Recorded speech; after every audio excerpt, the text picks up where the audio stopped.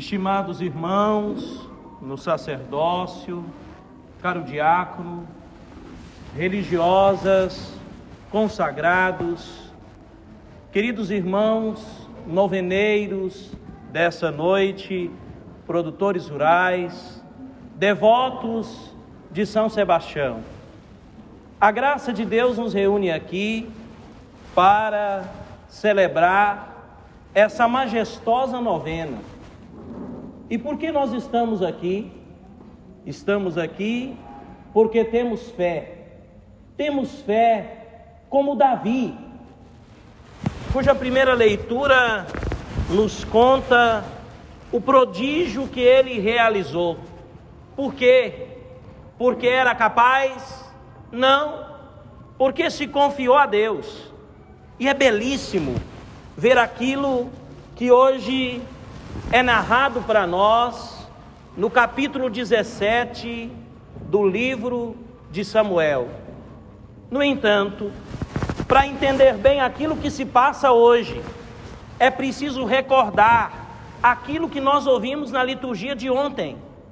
O profeta Samuel foi à casa do pai de Davi, encontrou os seus irmãos e por último encontrou também Davi. Deus fala com o profeta Samuel e diz para ele: é este, toma-o e unge. E no finzinho da leitura da missa de ontem, está escrito assim: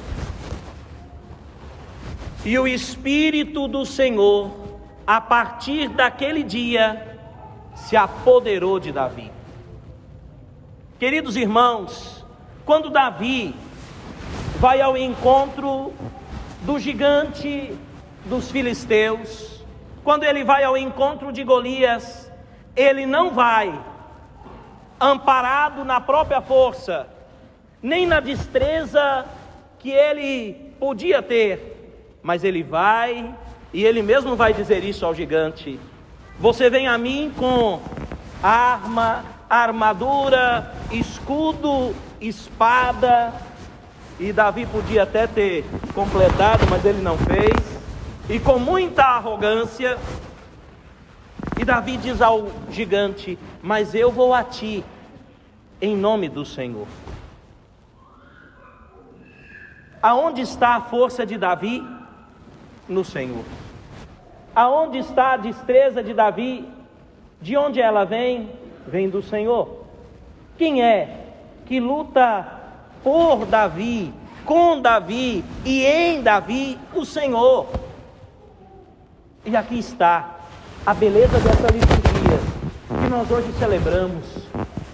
Os santos, os profetas, os homens de Deus, como São Sebastião, como Davi, nos encantam porque souberam ser instrumento nas mãos do Senhor. Por isso, antes de prosseguir essa reflexão, e veja que Deus é tão providente, o Padre André me dizia: que interessante, acabou a energia só aqui, na quadra da igreja. Bem, eu não encaro isso como um problema, mas eu encaro isso como providência de Deus. Temos aqui na penumbra um ambiente muito propício para a nossa oração, de pouca dispersão. Então te convido agora, para completar esse dom que Deus nos dá nessa noite, feche os seus olhos. E antes de prosseguir, eu te convido à oração. Com os olhos fechados, vai deixando que a graça de Deus visite o seu coração. Davi tinha não só os seus desafios pessoais, mas agora ele olha para os desafios do seu povo. Você talvez traz no coração também muitas angústias, desafios, problemas, dificuldades, enfermidades. Às vezes, aquilo que você traz no seu coração nem é seu, mas é do outro, da sua casa, daquele que você ama, da sua família, do seu trabalho, do seu grupo. Com os olhos fechados, eu te convido a colocar agora na presença do Senhor tudo aquilo que você traz na sua mente e no seu coração. Coloque diante de Deus e permita que Deus mesmo receba em suas mãos aquilo que você traz na mente e no coração. Forte, forte é o Senhor Jesus. Forte, forte é o Senhor Jesus. Se você sabe, canta comigo e canta forte. Forte, forte é o Senhor Jesus. Mais forte, forte, melhorou, forte é o Senhor Jesus. E agora faz desse canto a sua oração e canta com toda a convicção. Forte, forte é o Senhor Jesus. Mais uma vez. Forte, forte é o Senhor Jesus. E agora pensa nas suas dificuldades, nas suas fraquezas. Traga agora diante de Deus os seus problemas e canta com toda a convicção, sabendo das suas fraquezas. Proclama: na minha vida, na minha história, hoje, neste momento, quem é forte e me fortalece é o Senhor Jesus. Proclama isso com força, com convicção. Forte, forte é o Senhor Jesus. Forte, forte, forte é o Senhor Jesus. Quem não te louvará, ó Senhor, ó Senhor dos exércitos? Quem não te louvará, ó Senhor?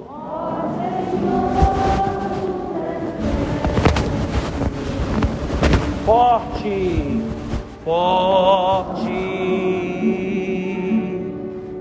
forte é o Senhor Jesus. Forte, forte é o Senhor Jesus. Abra os olhos, olha para cá. Nós pensamos nas nossas dificuldades e proclamamos uma verdade que na verdade nós já experimentamos. Proclamamos uma verdade que na realidade nós já experimentamos e diversas vezes. Seja bem sincero comigo. Se você está aqui nessa noite, se você tem fé, se você veio rezar, se você não desistiu da vida, se você não desistiu da sua missão, se você não desistiu da sua vocação, se você não desistiu, é porque você já encontrou força em Deus. E com essa força de Deus, você já venceu muitas batalhas.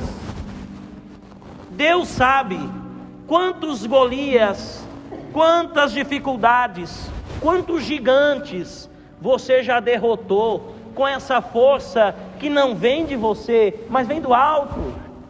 Eu estou errado? É isso. E eu posso dizer a partir de mim, imagino que os meus irmãos sacerdotes podem testemunhar a mesma coisa, e você pode dizer também a mesma coisa. A nossa história é feita de batalhas, de lutas, e no meio das dificuldades, nós vamos descobrindo essa força que vem de Deus, e quanto mais nós nos deixamos mover por essa força que vem de Deus, mais forte nós nos tornamos, mais felizes nós nos tornamos, mais vitoriosos nós nos tornamos. Eu fico triste quando eu vejo cristão, católico, que fica murmurando, reclamando da vida, que fica pelos cantos, no espírito da murmuração, da reclamação.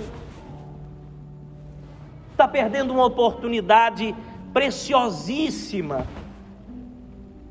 de construir a sua história sendo vitorioso. A vitória de Davi, meu irmão querido, a vitória de Davi é a vitória de todo o povo de Israel.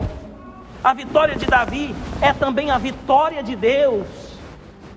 Essa vitória grandiosa, memorável, histórica, marcante, tão marcante que nós lemos e celebramos depois de tantos anos, depois de milênios. Essa vitória de Davi não vem dele.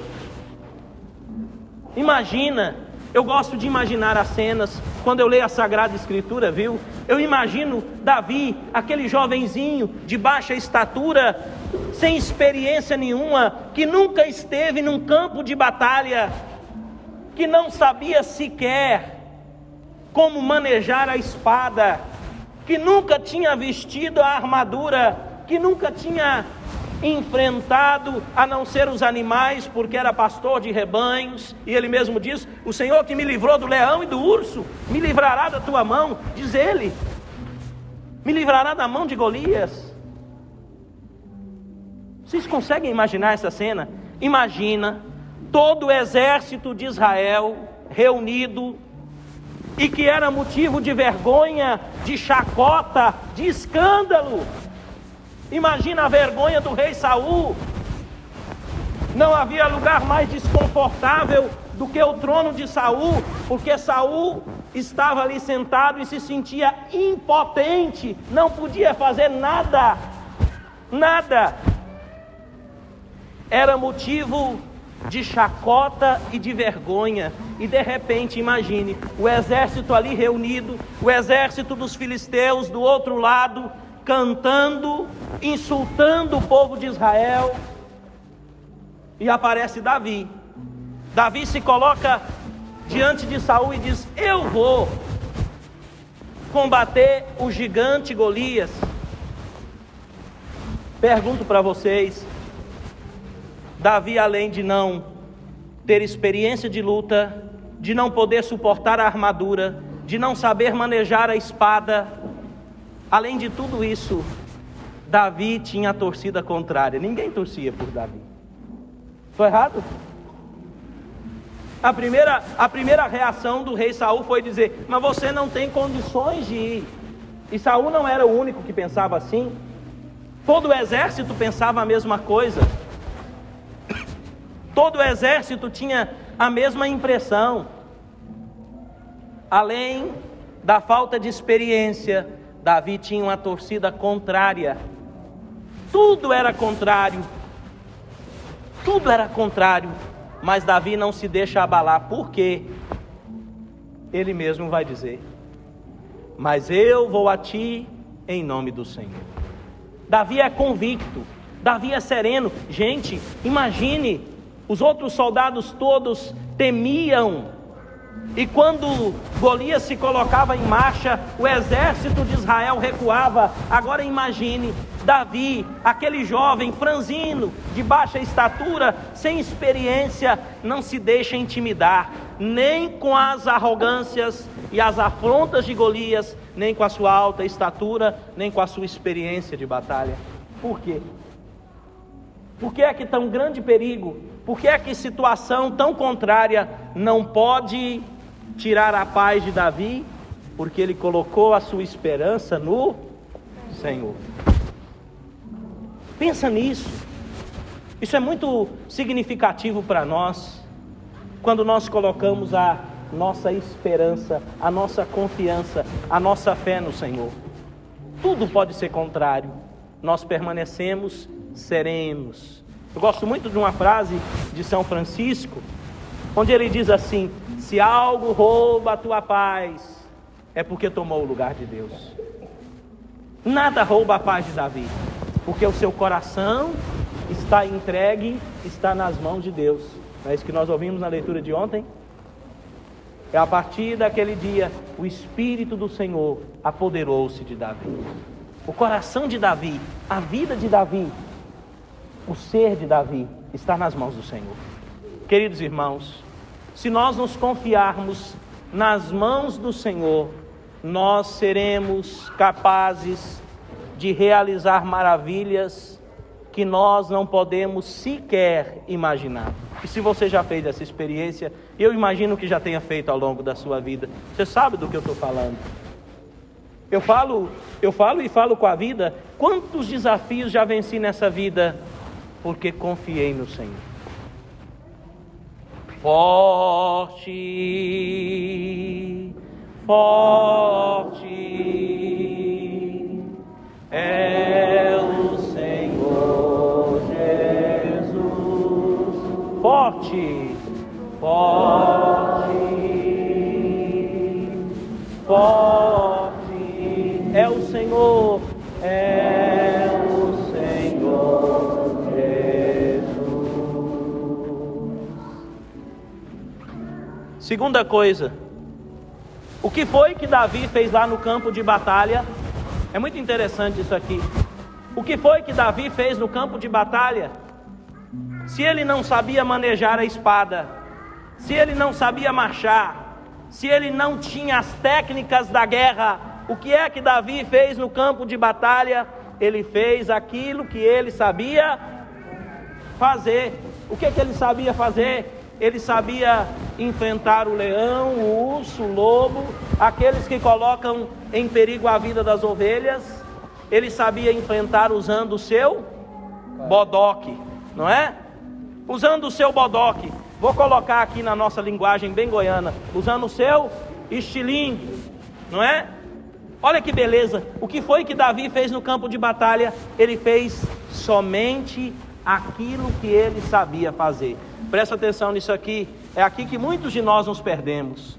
Diante das dificuldades, dos sofrimentos, das situações, das circunstâncias contrárias, a gente fica caçando, querendo fazer o que a gente não sabe fazer. Aí é derrota certa, hein? Eu imagino a cena, imagino Saul tentando vestir a sua armadura em Davi, e Davi não conseguia nem se mover. Davi rejeita a armadura. Eu imagino que devem ter lhe oferecido espada, porque espada não faltava ali, tinha a espada de todo um exército, e ele rejeita as espadas. Vocês viram isso, não é? Ele mata Golias com a própria espada de Golias. Davi não inventou moda, viu? Davi não quis fazer o que não sabia fazer. Ele só fez o que sabia fazer. E o resto é com o Senhor. Olha aqui, conselho para você. Diante das dificuldades da vida, não invente moda. Não queira fazer o que você não sabe fazer. Faça o que você sabe fazer. E confia no Senhor. Ponto. Justo, justo é o Senhor Jesus. Com força. Justo, justo é o Senhor Jesus. Olha que beleza, o Senhor é justo. O Senhor é justo. Olha só, Deus não nos pede aquilo que nós não sabemos fazer, mas Ele pede de nós somente o que sabemos fazer. E aí eu pergunto para você, atenção aqui, o que é que Deus te deu como dom? O que é que você sabe fazer? Você é filho dessa paróquia e talvez essa igreja aqui, como o povo de Israel, esteja padecendo porque alguns não estão fazendo o que sabem fazer.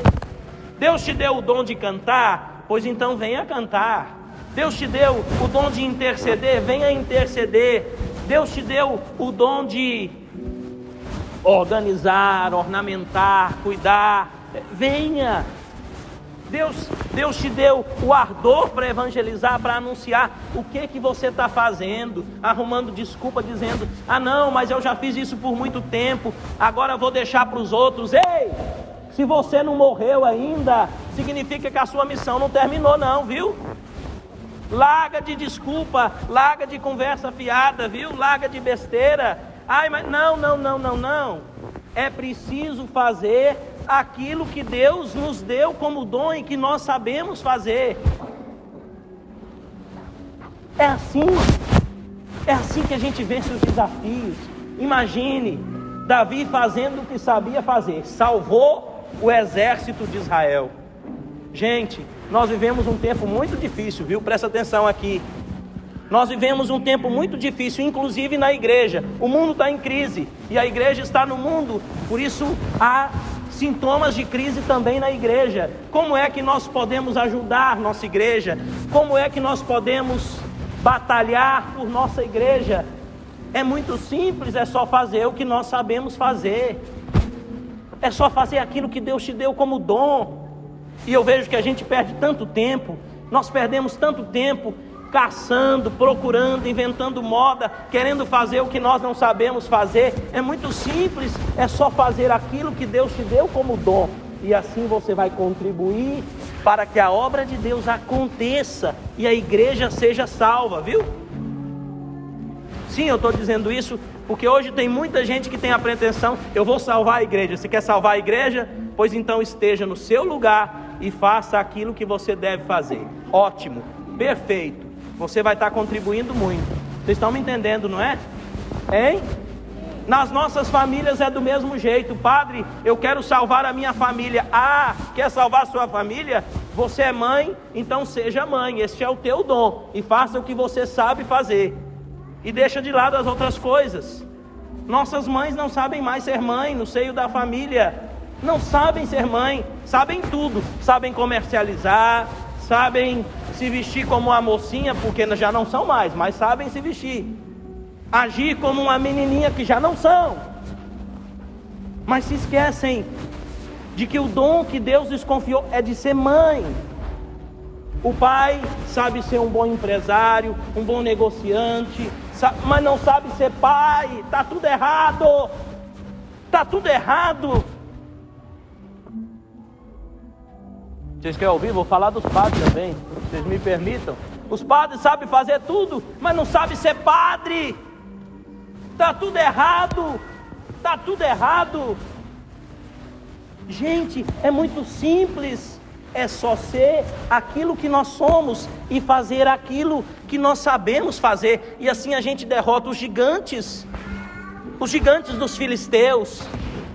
Esse é um mistério. Deixa eu falar para vocês. Olha a vida dos santos. O que os santos fizeram? Não fizeram nada de extraordinário. E fizeram tudo de extraordinário, porque fizeram aquilo que deviam fazer, que sabiam fazer. Olha São Sebastião. Eu fico apaixonado. Eu dizia na segunda-feira, quando celebrei uma outra novena de São Sebastião, na cidade de Jaraguá.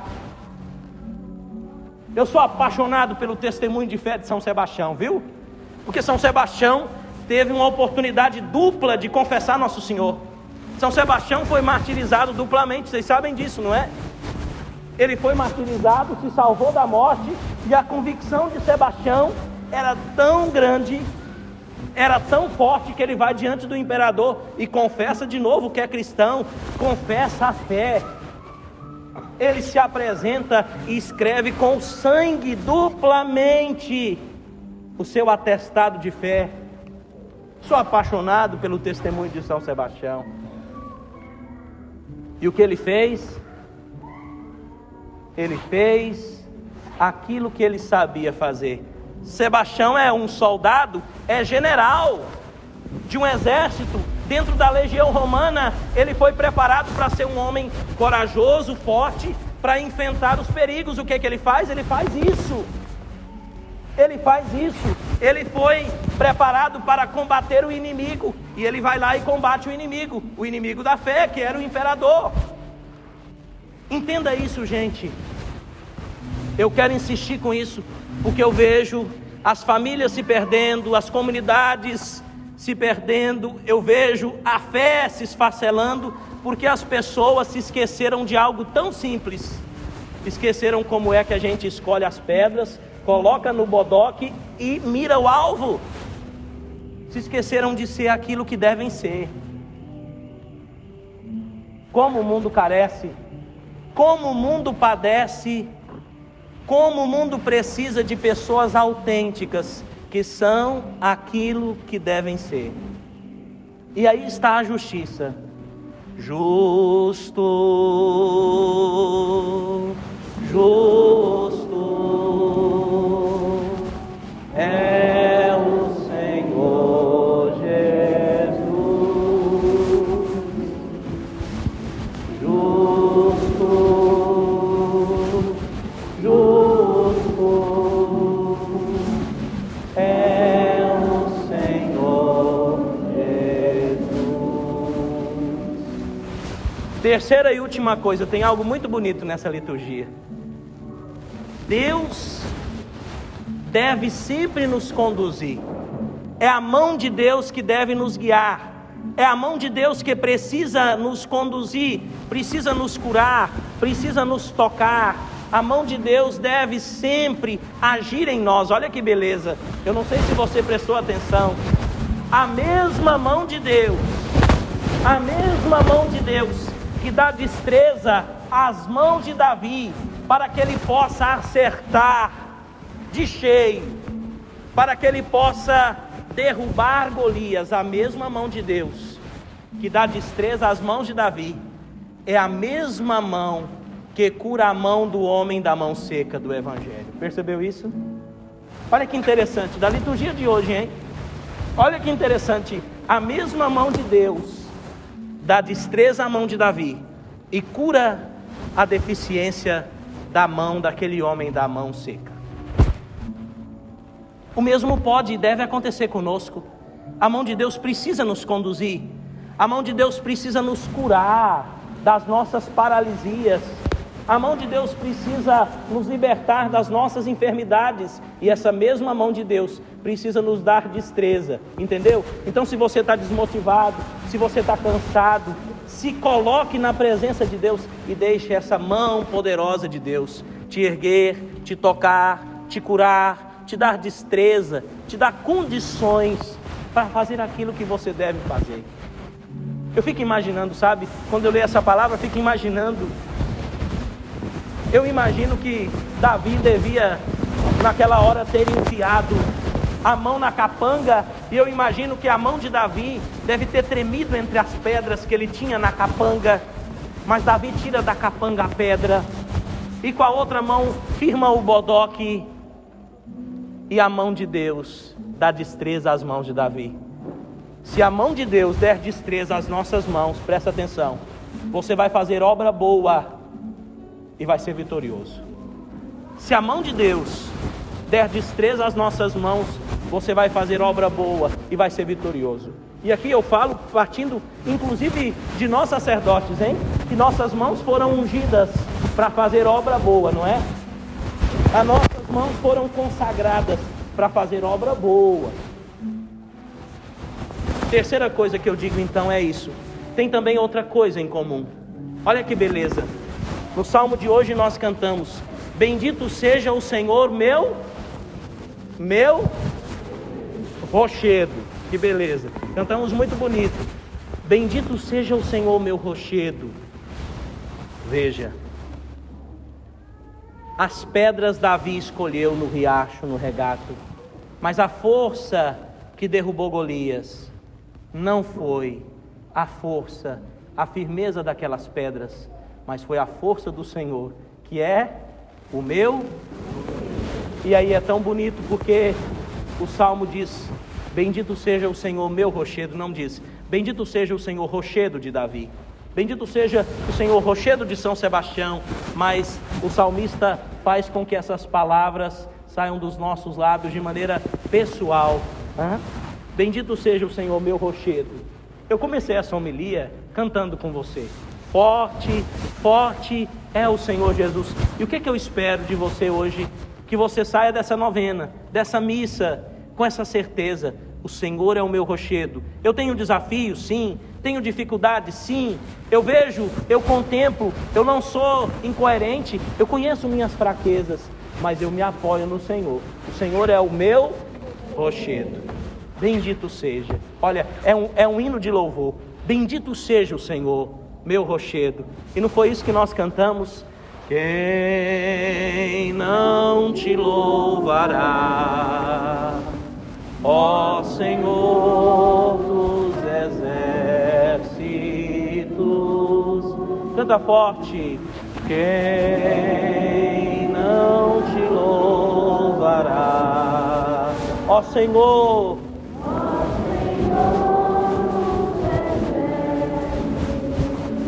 A última parte, hein? A novena serve para isso. Novena não é só para louvar o santo padroeiro. Novena é para ressaltar as virtudes do santo padroeiro e nos fazer querer imitá-lo, porque ele imitou nosso Senhor, hein? Novena é para isso. A última parte desse canto. Isso não pode deixar de acontecer conosco quando nós celebramos novena. Ao fim da novena a gente precisa sair daqui melhor, viu? Precisa sair daqui mais maduro, mais convicto, mais cheio de fé. Em outras palavras, precisa sair daqui mais santo.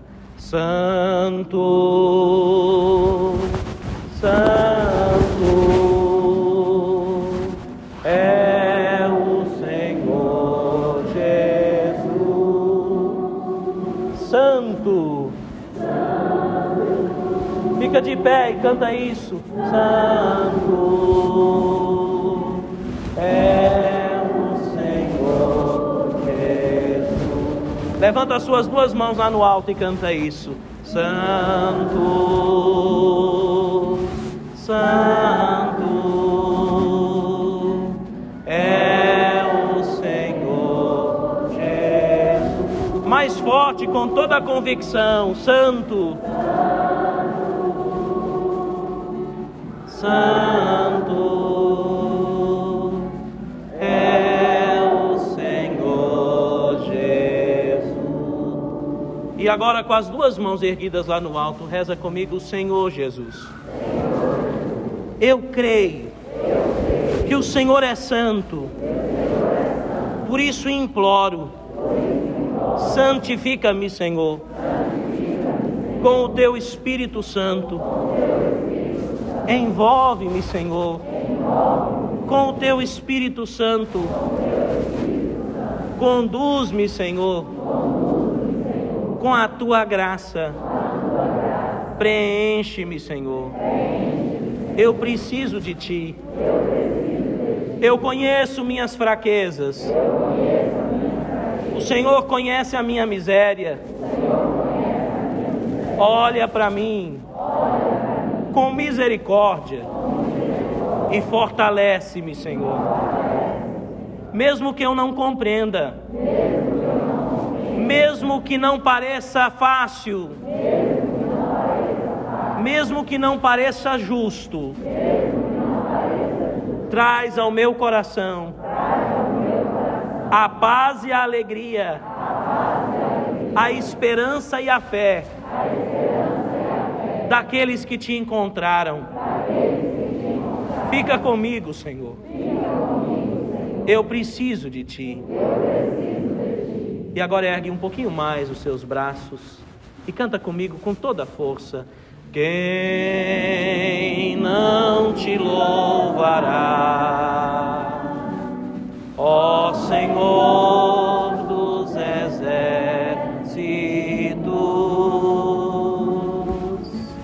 Quem não te louvará, ó Senhor dos exércitos?